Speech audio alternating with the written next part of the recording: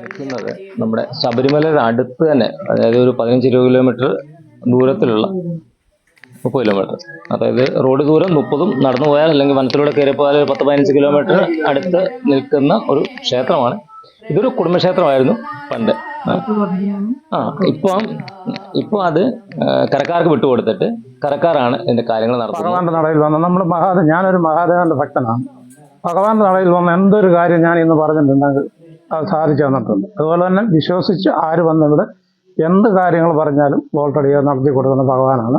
ശക്തിയുള്ള ഭഗവാനാണ്. വിളിച്ചാൽ വെളിപ്പുറത്തുള്ള ഭഗവാനാണ്. ഇപ്പം ഒരു ദിവസം വൈകുന്നേരം തുറന്ന്, അതായത് പൂയത്തിന്റെ തലേന്ന് വൈകുന്നേരം തുറന്ന് പൂജകൾ ആരംഭിച്ച് പൂയത്തിന്റെ അന്ന് ഉച്ചയ്ക്ക് അഭിഷേകം കഴിഞ്ഞാൽ നട അടയ്ക്കുന്ന രീതിയിൽ ചെയ്യാം. ക്ഷേത്രത്തിനെ കുറിച്ച് പറഞ്ഞാൽ ഇവിടെ ഇപ്പം നമുക്കൊരു പ്രാർത്ഥിച്ചാൽ നല്ലൊരു അനുഗ്രഹമാണ് നമുക്ക് ലഭിക്കുന്നത്. ഇവിടെ ഇപ്പം ഒരു 2-3 പേര് വന്ന്, കുട്ടികളില്ലാത്ത ആൾക്കാർ വന്നു, അവർ പ്രാർത്ഥനയിലൂടെ അവരുടെ വഴിപാടുകളിലൂടെ അവർക്ക് ഒരാൾക്കാണെങ്കിൽ ഒരു ഇരട്ട കുട്ടികളെയാണ് ഭഗവാന് സമ്മാനിച്ചത്.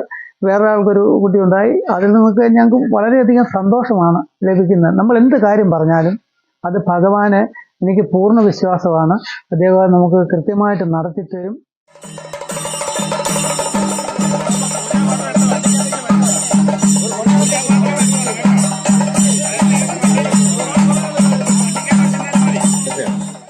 പ്രസിദ്ധം കൂടെയാണ് ക്ഷേത്രത്തിന്. അപ്പം ഇദ്ദേഹത്തോട് ചോദിച്ചറിയാം, കാരണം ഒത്തിരി പ്രാധാന്യങ്ങളുള്ള ക്ഷേത്രം കൂടെയാണ്. അപ്പോൾ ഇതിന്റെ ചരിത്രവും ഇതിനെക്കുറിച്ചുള്ള കാര്യങ്ങളും നമുക്ക് ഇദ്ദേഹത്തോട് ചോദിച്ചറിയാം. ഇന്ന് സത്യൻ ഒന്ന് പറഞ്ഞുള്ളത്, സത്യൻ എങ്ങനെയാണ് ഇതിലേക്ക് വരാൻ, അല്ലെ ഈ ക്ഷേത്രത്തിലേക്ക് വരാൻ ഒരു ഇതുണ്ടായതിന്റെ കാര്യം എന്താണ്? കാരണം അത്യാവശ്യം കുടുംബത്തിൽ നിന്ന് അല്ലെങ്കിൽ പോലും ഇപ്പം കമ്മിറ്റി അംഗമാകുകയും പെട്ടെന്ന് നമുക്കൊരു ഇങ്ങനെ സ്ഥാനത്തിലേക്ക് എത്താൻ സാധിച്ചു. അത് എന്തുകൊണ്ടാണ്, അല്ലെ അങ്ങനെ എന്തെങ്കിലും തോന്നലുണ്ടായോ? എനിക്ക് വയസ്സ് 66 വയസ്സോളം ഇപ്പോഴുണ്ട്. പക്ഷേ ഞാൻ ഒരു ക്ഷേത്രവിശ്വാസിയും കാര്യങ്ങളൊക്കെയാണ്. ഇത് എൻ്റെ വീടിൻ്റെ തൊട്ടടുത്താണ്. അപ്പോൾ ഇത് കുടുംബക്ഷേത്രമായിട്ടാണ് നിലനിന്നുകൊണ്ടിരുന്നത്. ഇപ്പോഴത് കുടുംബക്ഷേത്രം എന്ന് പറഞ്ഞു കഴിഞ്ഞാൽ അതിൻ്റെ ബുദ്ധിമുട്ടും പ്രയാസങ്ങളും ഒക്കെ കണക്കിലെടുത്ത് ഇത് കുറച്ച് നാൾ ഇത് പ്രവർത്തനരഹിതമായി കിടക്കുമായിരുന്നു. പക്ഷേ ഇതിനു മുമ്പ് ഇത് ആൾക്കാരൊക്കെ നല്ല വിശ്വാസവും എല്ലാ കാര്യങ്ങളും ഉള്ള ഒരു ക്ഷേത്രമായിരുന്നു. എനിക്ക് നല്ല ഓർമ്മയുണ്ട്. പല അനുഗ്രഹങ്ങളൊക്കെ കിട്ടിയ ഒരു ക്ഷേത്രങ്ങളായിരുന്നു. ഇത് കാലക്രമേണ നിന്ന് പോയി. അങ്ങനെ ഇവിടുത്തെ ഞങ്ങൾ കുറച്ച് ആൾക്കാരെല്ലാം കൂടി സംഘടിച്ചിട്ട് ആൾക്കാരുടെ ദേശത്തിൻ്റെ നന്മയ്ക്ക് വേണ്ടി ഇത് എല്ലാവരും കൂടി പറഞ്ഞ് ഞങ്ങളിത് പൊതുവായിട്ട് തന്നെ ഇത് കുടുംബക്ഷേത്രത്തിൽ നിന്നും മാറി അവർ റെക്കോർഡ് പരമായിട്ട് നമുക്ക് എഴുതി തന്നിട്ടുണ്ട്. പഞ്ചായത്തുമായിട്ട് ബന്ധപ്പെട്ട് പഞ്ചായത്ത് മെമ്പറും പ്രസിഡന്റും അങ്ങനെ പഞ്ചായത്തിൽ പോയി ഞങ്ങൾ ഇതിൻ്റെ രേഖയൊക്കെ ഉണ്ടാക്കി. അങ്ങനെ ഇതിപ്പം നാട്ടുകാരുടെ ഒരു പൊതുസ്വത്തായിട്ട് അമ്പലം നിലനിൽക്കുകയാണ്. ഇതിൻ്റെ പേര് ബാലുപാറ ശ്രീ സുബ്രഹ്മണ്യ മഹാദേവ ക്ഷേത്രം എന്നാണ് ഇപ്പോൾ ഇതിനെ നാമധേയം ചെയ്ത്. ഇതിപ്പം നാട്ടുകാരാണ് ഇതിൻ്റെ നടത്തിപ്പോഴും എല്ലാം. പക്ഷേ ഈ അമ്പലം കൊണ്ട് എല്ലാവർക്കും, ഈ നാടിനും നാട്ടുകാർക്കും ഇതിൽ വിശ്വസിക്കുന്ന എല്ലാവർക്കും നല്ല ഐശ്വര്യങ്ങൾ ഉണ്ടാകുന്നുണ്ട്. പ്രത്യേകിച്ച് ഞങ്ങൾ ഇടപെട്ടതിന് ശേഷം ഞങ്ങൾക്കും ഞങ്ങളുടെ കുടുംബത്തിനൊക്കെ ഒത്തിരി മാറ്റങ്ങളും ഒക്കെ വന്നിട്ടുണ്ട്. അതുകൊണ്ട് തന്നെ ഇതിനകത്ത് പ്രവർത്തനം ഇല്ലാതിരുന്ന ആൾക്കാരൊക്കെ ഇപ്പോൾ വന്ന് ഇതിനു വേണ്ടി നല്ലവണ്ണം പ്രവർത്തിക്കാൻ തുടങ്ങിയിട്ടുണ്ട്. ഇവിടുത്തെ വിഗ്രഹങ്ങൾ അല്ലെങ്കിൽ പ്രതിഷ്ഠകൾ ഏതൊക്കെയാണ്, അതിന്റെ പ്രാധാന്യം? ഇപ്പോൾ ഇതിൻ്റെ ക്ഷേത്രത്തിന് പ്രാധാന്യം എന്ന് പറഞ്ഞാൽ ഇതിന് പിന്നെ മഹാദേവനും മുരുകനും ഗണപതി, അതുപോലെ തന്നെ നാഗരാജാവിൻ്റെ ഉണ്ട്, പിന്നെ മലദൈവങ്ങളുടെ ഉണ്ട്, പിന്നെ ദേവിയുടെ ഉണ്ട്. അതാണ് പ്രാധാന്യം. മുരുകനാണ് ഏറ്റവും കൊടുത്തിട്ടുള്ളത്. മുരുകൻ സ്ഥാപിക്കുക തന്നെയാണ് ഏറ്റവും എന്ന് പറയുന്നത്. ഇതിൻ്റെ ആദ്യ ചരിത്രം തന്നെ മുരുകനിൽ നിന്നാണ് ഉണ്ടായിട്ടുള്ളത്. അപ്പോൾ അതിൻ്റെ ചരിത്രം ഞങ്ങൾ ഇപ്പം മുരുകനാണ് ഏറ്റവും ഇതായിട്ട്. പിന്നെ ശിവൻ ആദിവരില്ലാതെ കാര്യങ്ങൾ നടക്കത്തില്ലല്ലോ. അപ്പം ശിവനിൽ നിന്നാണ് ഇതിൻ്റെ ഉത്സവസ്ഥാനം വന്നിട്ടുള്ളത്. പക്ഷേ മുരുകന് പ്രാധാന്യം കൊടുത്തുകൊണ്ട് എല്ലാ മറ്റുള്ള 3 വിഗ്രഹങ്ങളും ഇവിടെ ഉണ്ട്.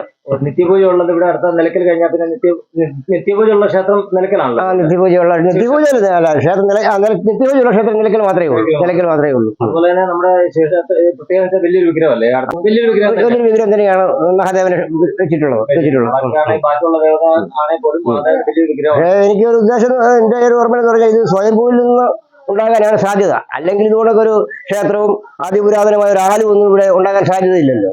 ഇതൊന്നും നമ്മൾ സ്വയം വെച്ച് പിടിപ്പിച്ചതായിട്ട് എനിക്ക് ഓർമ്മയില്ല. എനിക്ക് വയസ്സെടുത്തെങ്കിലും പക്ഷേ ഇതുകൊണ്ടൊക്കെ സ്വയംഭൂവിൽ നിന്ന് ഉണ്ടായതായിരിക്കാനാണ് സാധ്യത. അങ്ങനെയാണ് ഇതിന്റെ പഴയ പൂർവികരും ചരിത്രങ്ങളും ഒക്കെ പറയുന്നത്. ചിലപ്പോൾ അങ്ങനെ ആയിരിക്കാം. അതുകൊണ്ട് പിന്നെ കൂടാതെ ഞങ്ങളിവിടെ നമ്മുടെ തിരുമേനിമാരെയൊക്കെ കൊണ്ടുവന്ന്, പഴയ നല്ല ആൾക്കാരെ കൊണ്ടുവന്ന് ദേവപ്രശ്നങ്ങളും നമ്മളൊക്കെ നോക്കിയിട്ടുണ്ട്. അപ്പോൾ അവരിൽ നിന്നെല്ലാം ചരിത്രങ്ങൾ പറയുന്നത് അങ്ങനെയാണ് പറയുന്നത്. അപ്പോൾ അതുകൊണ്ട് നമ്മൾ വിശ്വസിക്കുന്നു അങ്ങനെ പോകുന്നു. ഏതെങ്കിലും സമയത്ത് ശബരിമലയൊക്കെ attachment ആണ് താഴെ ഇപ്പോൾ തന്നെ ഇവിടെ അവിടെ പാർക്കിംഗ് സമയമാവെന്ന് പറഞ്ഞാൽ ശബരിമല സീസണിൽ ഇവിടെ വണ്ടികളൊക്കെ നിർത്തി അയ്യപ്പന്മാരൊക്കെ കയറി വന്ന് തൊഴാറും കാര്യങ്ങളും ഒക്കെ ഉണ്ട്. കാരണം ഇതിന്റെ താഴെ ആറുണ്ട്.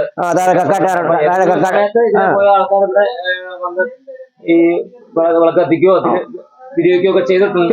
ഉണ്ടാകാം നമ്മുടെ പൂർവികരാണെങ്കിലും നമുക്കറിയില്ലല്ലോ. ഇപ്പോഴല്ലേ റോഡൊക്കെ വന്നത്. പാതയുടെ മനസ്സിലൂടെ കയറി പോയിക്കൊണ്ടിരിക്കും. അപ്പൊ ഇനിയിപ്പോ ഇതിന്റെ എന്താണ് നമ്മളെ ഭക്തജനങ്ങളോട് പറയാനുള്ളത്? നമുക്കിനി എന്ത് ആണ് ഇവിടെ ഇതിപ്പോ പരിപാടികളും അല്ലെങ്കിൽ ഇപ്പൊ ഞങ്ങൾ ഇവിടെ ചെയ്തേക്കെന്ന് പറഞ്ഞു കഴിഞ്ഞാൽ ഒരു 12 അംഗ കമ്മിറ്റി എടുത്തിട്ടുണ്ട്. ആ കമ്മിറ്റികളാണ് ഇതിന്റെ നടത്തിക്കൊണ്ടിരിക്കുന്നത്.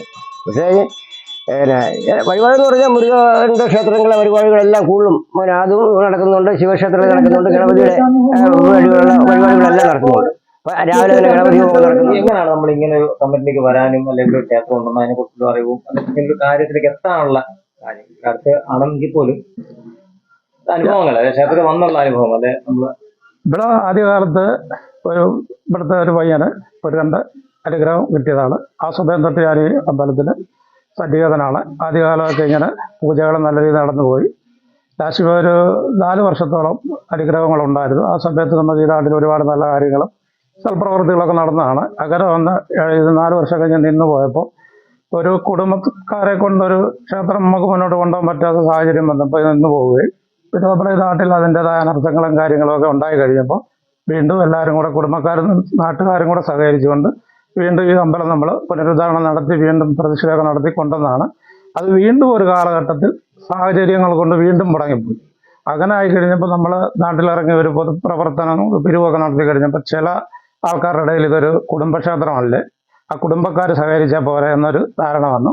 അപ്പോൾ നമ്മൾ അതുമായിട്ട് കുടുംബക്കാരുമായിട്ട് ബന്ധപ്പെട്ട് അവർ നമുക്ക് നാട്ടുകാർക്ക് വേണ്ടി അമ്പലം രേഖാമൂലം എഴുതി തരികയും അങ്ങനെ തുടർന്ന് നാട്ടുകാരുമായിട്ട് സഹകരിച്ച് പോവുകയാണ്. എൻ്റെ ഒരു വിശ്വാസം എന്ന് പറഞ്ഞാൽ ഞാൻ എന്തൊരു കാര്യം നേടിയിട്ടുണ്ടെങ്കിലും സാധിച്ചിട്ടുണ്ടെങ്കിലും ഭഗവാന്റെ നടയിൽ വന്ന് ഞാനൊരു മഹാദേവന്റെ ഭക്തനാണ്. ഭഗവാന്റെ നടയിൽ വന്ന് എന്തൊരു കാര്യം ഞാൻ ഇന്ന് പറഞ്ഞിട്ടുണ്ടെങ്കിൽ അത് സാധിച്ചു തന്നിട്ടുണ്ട്. അതുപോലെ തന്നെ വിശ്വസിച്ച് ആര് വന്നിവിടെ എന്ത് കാര്യങ്ങൾ പറഞ്ഞാലും ഓൾറെഡി നടത്തി കൊടുക്കുന്ന ഭഗവാനാണ്.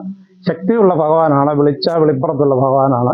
ഇപ്പം നാട്ടുകാരോട് കൂടിയാണ് പല നമ്മൾ മുന്നോട്ട് കൊണ്ടുപോകുന്നത്. അങ്ങനെ വേറെ കാര്യം പറയുന്നത് കേട്ടു, നമ്മുടെ മുരുകന്റെ വിഗ്രഹം 2-3 പ്രാവശ്യം നമ്മൾ മാറേണ്ടി വന്നു. എങ്കിൽ പോലും ശിവന്റെ വിഗ്രഹം മാറേണ്ടി വന്നില്ല.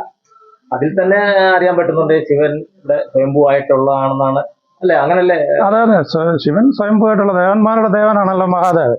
മഹാദേവരില്ലെങ്കിൽ പിന്നെ ഒന്നുമില്ല. പ്രതിഷ്ഠകൾ നമ്മൾ ഗണപതിയുടെ വിഗ്രഹം മാറി, മുരുകന്റെ പ്രതിഷ്ഠ മാറി, ശിവന്റെ പ്രതിഷ്ഠ മാറിയിട്ടില്ല. കാരണം ശിവപ്രതിഷ്ഠ എന്ന് പറഞ്ഞാൽ വലിയ പ്രതിഷ്ഠയാണ്.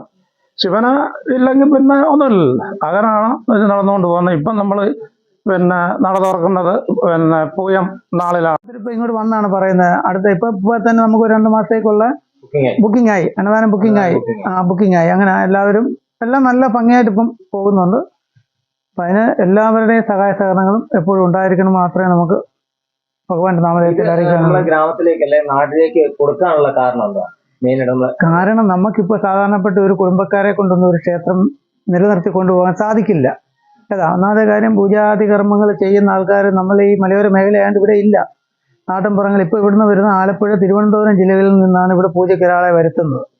അപ്പം അതിന് തന്നെ ഒരുപാട് ചിലവുകളാകും.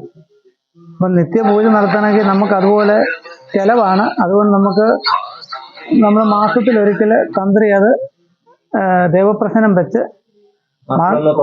ഒന്ന് തുറന്നാൽ മതി എന്നുള്ളതാക്കി. പിന്നീട് അത് കാലക്രമേണ 2 ദിവസങ്ങളും പിന്നെ പ്രത്യേക നല്ല ദിവസങ്ങൾ, ഇപ്പോൾ തൈപ്പൂയ അതുപോലുള്ള ദിവസങ്ങൾ വരുമ്പോൾ വീണ്ടും നമ്മൾ തുറക്കാറുണ്ട്.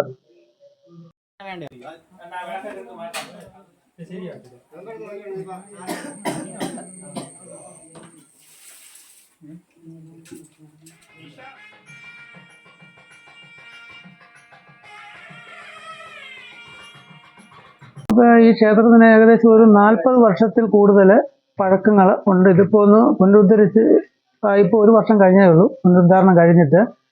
നമ്മുടെ അമ്മയുടെ അനിയത്തിയുടെ മോന് ഒരു അനുഗ്രഹമായിട്ടുണ്ടായിരുന്നു, സുബ്രഹ്മണ്യൻ്റെ. അതൊരു കുട്ടിക്കാലത്ത് കിട്ടിയാണ്. ഒരു 5ാം ക്ലാസ്സിൽ പഠിക്കുമ്പോൾ കിട്ടി. അത് പിന്നെ ഒരു 4 വർഷക്കാലം കഴിഞ്ഞപ്പോൾ ഇവിടെ ഒരുപാട് ജനങ്ങൾ വന്ന് അവരുടെ പ്രശ്നങ്ങളൊക്കെ പരിഹരിച്ച് പിന്നീട് ഇത് ഒരു കാലഘട്ടത്തിൽ അങ്ങ് നിന്നു പോവുകയും തുടർന്ന് ഇതിങ്ങനെ ജീർണിച്ച് ഈ നാടിനും എല്ലാവരും ശാപമായിട്ട് വന്നു കഴിഞ്ഞപ്പോൾ ഇതിപ്പോൾ പൊതുജനങ്ങൾക്കായിട്ട് നമ്മൾ വിട്ടുകൊടുത്താണ്.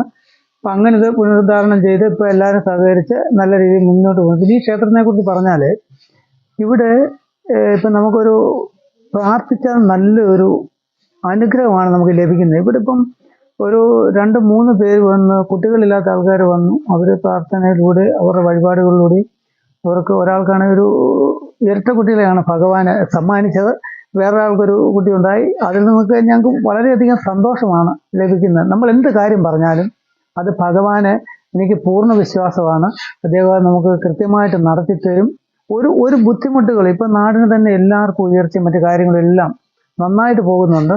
അതുകൊണ്ട് തുടർന്നും ഈ നാട്ടിലും ഇത് കേൾക്കുന്ന ഓരോ ജനങ്ങളും ഈ ക്ഷേത്രത്തിൽ വരികയും ഇവിടുത്തെ അനുഗ്രഹം വാങ്ങുവാനും എല്ലാവരും നല്ല നിലയിൽ പ്രവർത്തിക്കുവാനും വേണ്ട എല്ലാ കാര്യങ്ങളും ഞങ്ങളോടൊപ്പം നിന്ന് അവരുടെ ഒരു ക്ഷേത്രമായിട്ട് കണക്കാക്കി വേണം.